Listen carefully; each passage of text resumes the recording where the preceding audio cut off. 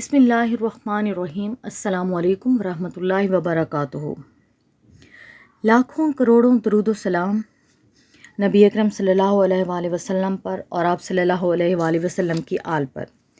آج جو میں آپ کو بتانے جا رہی ہوں جس درود پاک کی فضیلت کے بارے میں، وہ ہے درود خضری۔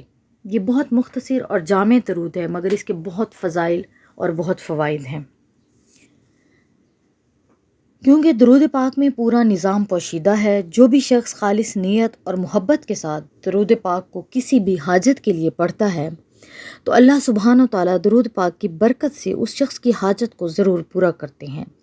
اللہ تعالیٰ کی طرف سے دیر میں بھی انسان کے لیے بہت زیادہ بہتری چھپی ہوئی ہوتی ہے، لیکن درود پاک پڑھنے والے کو اللہ رب العزت کی ذات پاک کبھی بھی محروم نہیں رہنے دیتی۔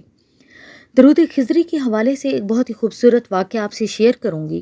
ہماری ایک بہن ہے جنہوں نے کہا کہ میں نے کہیں پڑھا تھا کہ 1.25 مرتبہ درود خضری پڑھنے کی نیت کرنے سے آپ جس بھی طرح کی خواہش ہو، جو حاجت ہو، دلی کوئی خواہش ہو، دلی مراد ہو، یا کسی بھی مسئلے کے حل کی نیت کریں گے تو اللہ کی خاص رحمت اور درود خضری کی برکت سے وہ مسئلہ حل ہو جاتا ہے اور حاجت بھی پوری ہو جاتی ہے۔ اسی تحریر کو پڑھ کر اس بہن نے بھی خلوص دل سے نیت کی کہ اللہ سبحانہ و تعالیٰ اسے بیٹے کی نعمت عطا فرمائے۔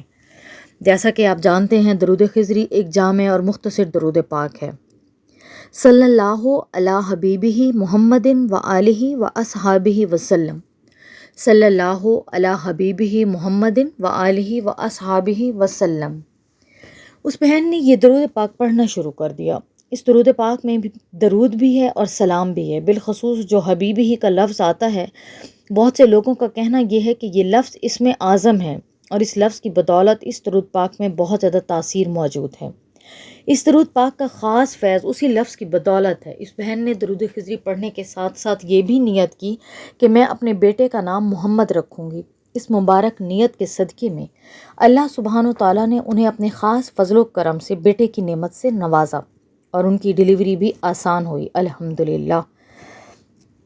محترم ناظرین، آپ بھی اگر چاہتے ہیں کہ آپ کو کوئی مسئلہ حل ہوتا ہوا نہ دکھائی دے رہا ہو، یا پھر کوئی ایسی حاجت جو آپ کی زندگی کا مقصد ہو، آپ درود خضری کی 1.25 تعداد کی نیت کر کے اس درود پاک کو اگر پڑھیں گے تو انشاءاللہ تعالیٰ آپ کی مراد ضرور پوری ہوگی۔ اب بات کرتے ہیں کہ یہ نیت کب اور کس وقت کرنی ہے۔